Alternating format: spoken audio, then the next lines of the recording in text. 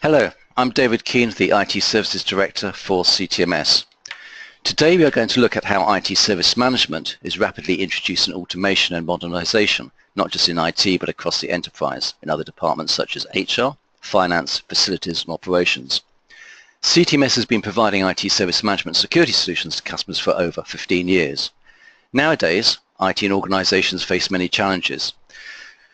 Not only does IT have to contend with the never-ending threat of security breaches, but they're under pressure to provide value back to the business in terms of end-user satisfaction and enablement of efficiencies across all departments.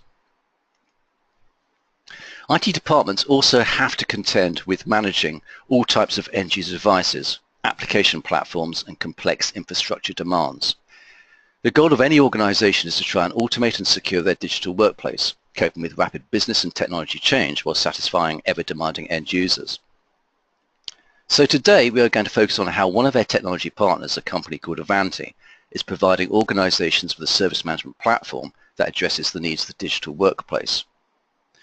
We're going to look at how service management, IT asset management and security are converging, and how data is being managed to provide intelligent responses back to service desk analysts, systems administrators and end users. So first of all, I would like to give you some background to Ivanti, as it is a company which was formed in January 2017. So it may still be a new name to some of you, but it has a formidable track record in terms of pedigree and technology. So Ivanti was formed of Landesk and Heat Software, two companies which have been around for a lot of years, and we've actually worked with both of them, being a platinum partner with Heat Software for about the last 8 years. So Landesk and Heat Software over the years have acquired a number of products. So Landesk has acquired Shavlik and Heat acquired Lumention, and both of those products were very good solutions providing patching and security to end users. With Ivanti, we're going to get the best of both worlds from both of those products being merged into one product over time. Landesk has also acquired products such as AppSense, which provides a very, very good solution in terms of virtual desktop infrastructure, policy and privilege management, application control, Windows migration projects, and also providing end-user environment optimization. So with those types of products, and there's a lot more products which have been acquired over the years, they're going to be brought into one platform. And just recently, in terms of looking at software optimization and software asset management, Ivanti has acquired very recently Concord. Now Concord helps you transform the way that you manage complicated server licenses and desktop models across all vendors, platform and licensing models. So the idea of Ivanti is to have a common platform, all the products feeding intelligent data effectively into a service management platform. And the service management platform moving forward is going to be based on the Heat platform, which was created in 2013 and has been having a lot of success in the marketplace.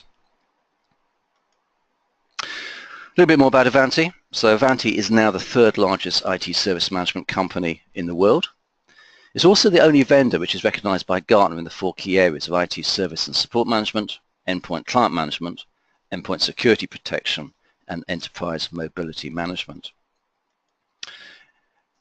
And the whole purpose of Ivanti is to provide one platform for covering service management, IT asset management, and security, which is going to get rid of a lot of these sort of ongoing disparate tools which customers have to worry about integrating together to actually get a holistic view of what's happening across their IT infrastructure. So the key area which we're going to look at today is how IT service management not only provides all the standard out-of-the-box functionality such as instant problem service request management, but how it can also pull together effectively into one console aspects of IT asset management, unified endpoint management and security management. Before we do that, I'd just like to look at how the market has progressed and how it is going to be progressing over the next few years. So as an analyst, Gartner refers to the 3 waves of unified endpoint management. So the first wave, which I'm sure that we're all used to and have been using for a number of years, it started off very much by having separate products which have been joined together, and they're providing separate workflows. So what that meant is that people had to go into separate consoles, they had to get used to a workflow in one particular product, and they had to work out how everything really fitted together in terms of information, what they did with the information, and what they were going to do in terms of actions moving forward. The second wave, and this is sort of very much the wave that we're beginning to find vendors adopting in the marketplace, is that they've still got separate workflows, but they're trying to bring that information into one console. So you are beginning to sort of see commonality of dashboard being fed with separate products and separate information. But you're still going to get products which are basically looking after your software distribution, your patch management, and your imaging, and you're going to have separate policies which are surrounding those. So you're still going to see very much sort of non-standardization of how you engage policies to move forward in your environment. And then the final wave, which is where Ivanti is bringing all their products together, is that you're going to have the same product and you're going to have the same workflows. So this is where we're having a true unified platform in terms of service management. So if you actually want to do something from the service management perspective, perhaps in terms of taking up your security posture to a more aggressive stance, then you can all do that through the service management platform, and that's going to pass the workflows and the policies down to the endpoints.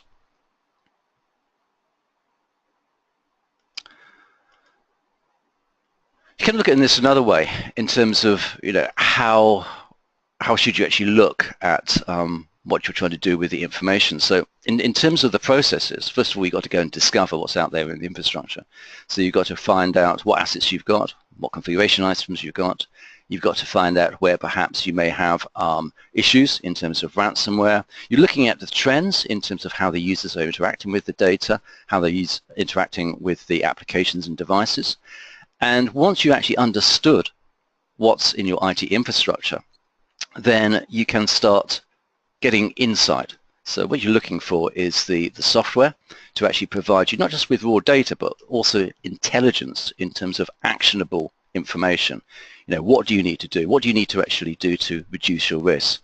What do you need to improve your license compliancy? You need just not data. You need to be able to act on that data. You need to be able to be fed what to do.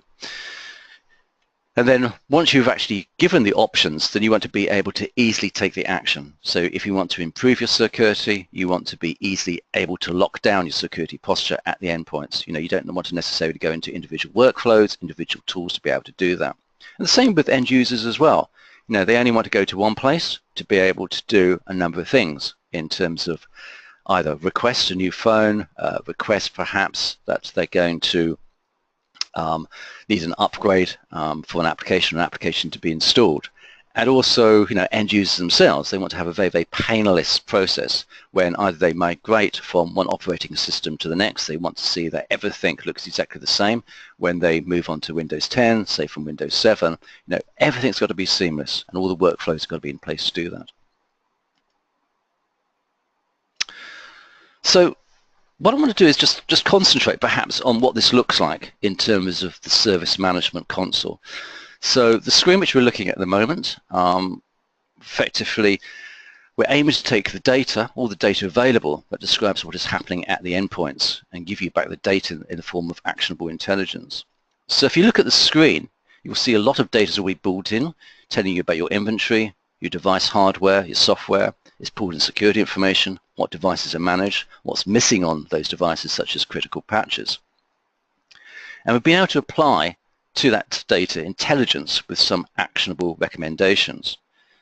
So we're now in a position to either progress to a next maturity level, whether that is in the IT service management, IT asset management space, for example, or reduce our security risk. So if we just look a little bit more closely at what this console is recommending back to us, it's saying that you have 257 devices missing critical patches. So it recommends that you set your security posture to a level 1, which will automate those critical patch installations. It's also recommending that you need to do something about your users having full admin rights to their devices. So 91% of the users have full admin rights. So it's suggesting that you've got to increase your security posture to make certain that your users only run trusted applications. And another example is that it's saying that your corporate data is vulnerable to be copied to peripheral devices such as USBs. So it's suggesting that you set your posture level to enforce encryption of data copied to the USB devices. Okay, so it's looking at what's happening, looking at what's happening at the endpoints. It's manipulating that information. It's giving you some recommendations back. So let's just see how that works in practice. So what we're seeing here is the goal is to bring together the best of all Ivanti's security technologies using one consistent policy experience. And again, with the unification of IT, we need to put it all together into one place to make it easier for the users of these systems. So in this case, we have introduced the concept of a slider bar. So we can see at the top, we've got a security posture, and that slider bar moves between relaxed and restrictive. And we can actually just move that along, and that's actually going to start invoking automatically the workflows and pushing out those policies to the endpoints. So for example, an administrator can easily select a security posture, and the best practice can be applied to match the needs in the environment.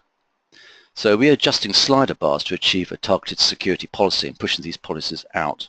It all just acts transparency. So we just move on to a slightly more restrictive security posture. We can actually see now that we've moved from posture 1 to posture 2. And posture level 2 in security, not only is it enforcing some of those recommendations such as having security encryption at the endpoint in terms of the USB drives, but it's also beginning to put additional security in, such as file shadowing, which is enabled. It's also on the application control side.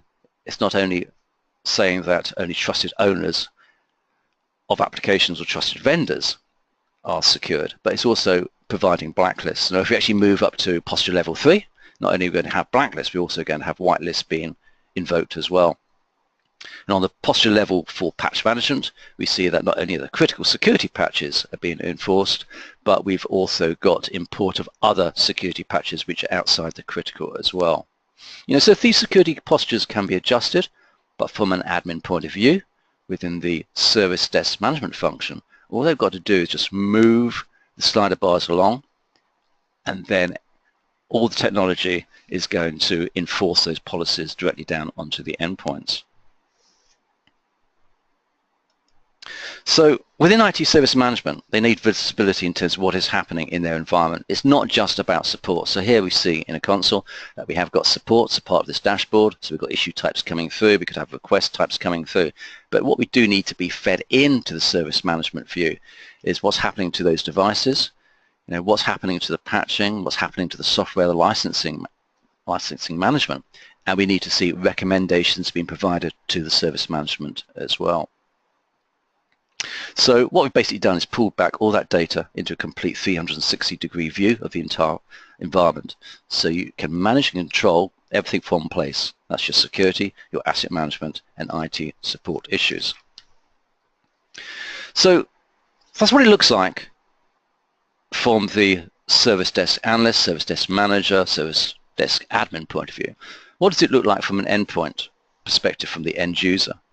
Well, an end user needs to be able to easily interact with IT as well. So ideally, they've got to have the options of being able to get onto an application, got to get onto a web browser, perhaps put a request in. So I'm just going to drop out of that slide deck for a moment and drop into some software. Now this is looking at the Ivanti end user self-service portal. So this is looking at it through a web browser. This is out of the box, and it can be redesigned, it can be branded, it can be sort of made to look however you want it to look in your environment. But this is where an end user can go to a web browser, and it can request information. So we can see down the left-hand side that we've got categories which are not just applicable to IT. So we've got IT there. We've got all the typical service requests which you see underneath the IT category, but we've also got requests, say, for communication services. We've got a problem with their mobile network access. We had a mobile phone request.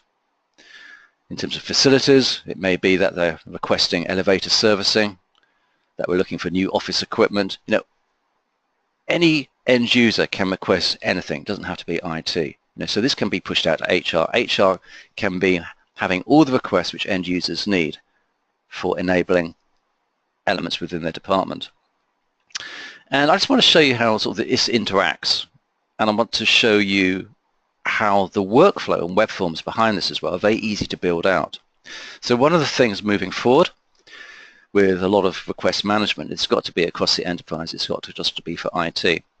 And also that the individual departments, they can build out service requests themselves. They don't have to rely on IT building those out. I'm going to show you how that's done also in a few minutes' time. So let's just go into HR services. And first of all, let's look at a request from an end user experience, then we'll look at how it's actually built out. So I'm going to go into request, which is a new starter joining the organization. Okay, so just find that one. Okay, so new employee setup. If I pretend that I'm a manager and I've got a new starter joining in the near future, somebody called John Smith, I can go to this page and I can complete this web form. You can also see on the right hand side as well that we've got price information coming up. So you can have this turned on or off, but it's very useful if the person who's completing this request is also a budget owner, so they can actually see how much they're going to be charged their budgets at the end of the month. So I've got somebody called John Smith starting.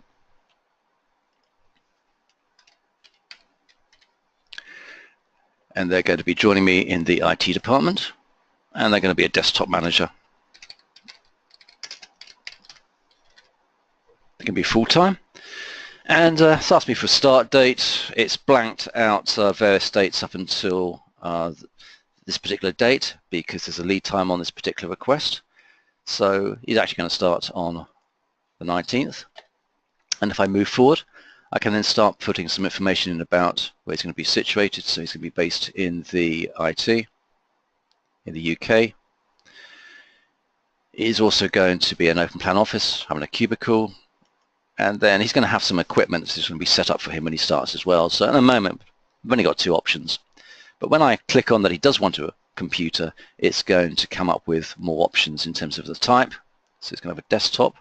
He's going to have a couple of monitors. Have a second monitor there as well. And he's also going to have a mobile phone.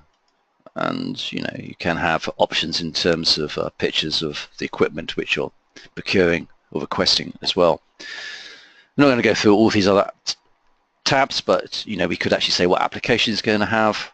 We're going to give them a business card, and we can review that. And this is all the information that we've got in there, and I'm going to submit that. That looks absolutely fine. So I'm going to submit that. And this asks me what I want to do next. So I'm going to go back and look at my items. So just going to go back to the items. And this is actually where, from an end user perspective, I can see either incidents or requests which I put in beforehand. So the one which I put in at the top just now, and if I go and look at a previous one, it gives me all the information about that request. And it also shows me the service request progress as well. So we've got a task status bar moving across the screen. And we can see that for this particular request, there were 4 items which have to be built out before the request is fulfilled. And there's 2 which have already been completed. One is configuring the computer, and one which is configuring the workspace. Okay. And you can interact the whole time with the service desk. So you could add new notes, you can add attachments. The service desk can communicate back through you, either through the console or through email notification. So what I want to do now is just switch a role. So I'm just going to go into a role within the service desk, which is called a service owner role. And that allows me to edit, create new service requests in the organization.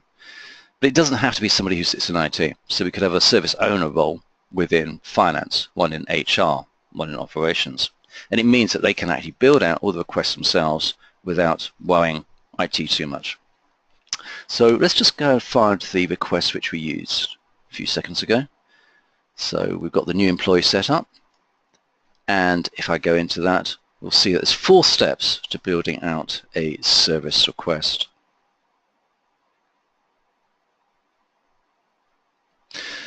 So the first step is to define the request offering, so we can put in the service, so it's falling underneath the employee administration. It's got the name of the service request, which is employee setup. We can describe what it is. So this is information that the end user will see on their portal. We can categorize it to show where it's going to come onto the portal as well. We've got various options in terms of hiding the price information, perhaps linking through to external price requests, etc. And then after describing what the request offering is about, we then can build out that web form. So you don't have to worry about HTML on this. So this is why people who don't really understand IT can use this particular system. So on the right hand side, we've got a control designer toolbox, and we can just choose whatever field we want. So if we wanted a text field, for example, text area, we could just drag that onto the screen. Yeah, and then you can enter the field description, and then you can move on. So it's very easy to actually build up web forms very, very quickly within the system. You can also save one of these as a template, so if you want to come back to it and add a few fields, take a few fields off later, and you can have attachments to the form as well. So once you've created your web form, you can preview it, and if you're happy with how it looks, this is exactly how it looked to the end user, then you can move on to the next stage. And the next stage is to put some workflow behind that web form. So in this case, we can see that once the end user has completed the form and that data's come in from his web browser, a number of things are going to happen. In this case, we're going to create 4 tasks which are going to go to 4 individual teams within the service desk environment. So if you just open up one of these task blocks, you can actually see that we've got a number of options. We put the title of the task in there. We can actually put some detail behind it. We can say which team it's going to go towards. We've got other options as well in terms of the priorities, and we can drill into that a bit further and put various parameters behind it. But we're not actually asking you to code up anything to actually make this workflow work. So with a little bit of training, people in other departments outside of IT can create this.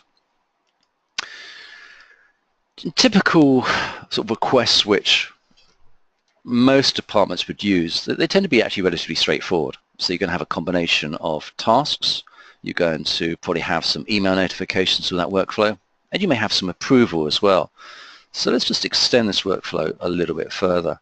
So for example, if we wanted to perhaps bring in an approval before one of the tasks is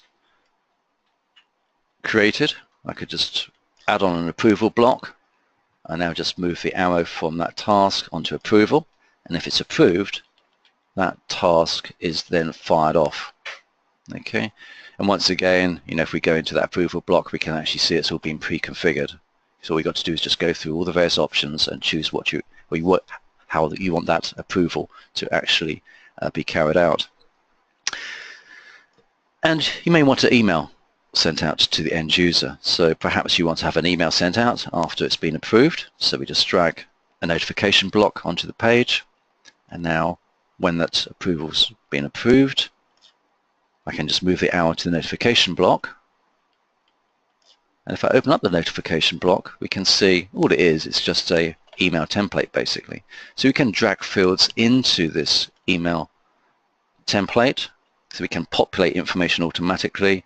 We can say who the email is going to be sent to. But it's very, very simple to actually go through and build one of those out. So here we've got quite a simple workflow. We've got some approval, we've got email notifications, and we've got tasks. People in non-IT departments can build those out. Obviously, if you want to go a bit further, we can start pulling in integration blocks, such as running web services or APIs, which means we can interact with other systems. IT are going to get involved at that point.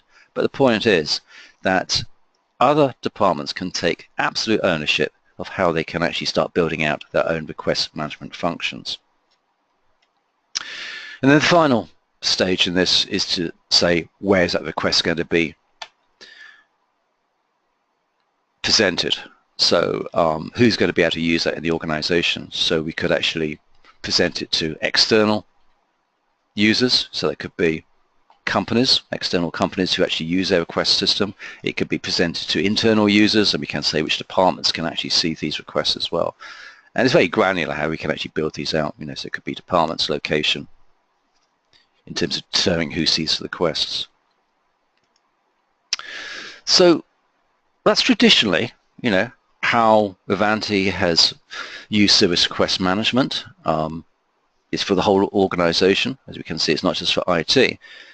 But with the, I suppose, users, they're very used to interacting with mobile phones, they're used to interacting with applications. What is it going to be look like?